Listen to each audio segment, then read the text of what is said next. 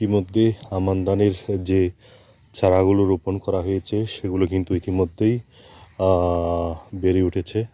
দেখা যাচ্ছে কৃষকের যে স্বপ্ন সেগুলো কিন্তু পূরণ হওয়ার পথে। সবুজের যে হাতছানি সেটা কিন্তু দেখা যাচ্ছে।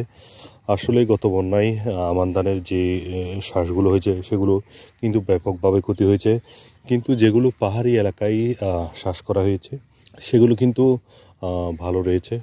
পাহাড়ি এলাকায় যেগুলো করা হয়েছে সেগুলো কিন্তু তেমন একটা ক্ষয়ক্ষতি হয়নি, বাট যেগুলো মানে নিচু এলাকায় করা হয়েছিল সেগুলো কিন্তু ব্যাপক ক্ষতি হয়েছে। ইতিমধ্যে আমানের যে ফসলগুলো সেগুলো কিন্তু অনেক পৃষ্ঠপুষ্ট হয়েছে। ইতিমধ্যেই আমানের যে স্বপ্ন সেগুলো কিন্তু দেখা যাচ্ছে।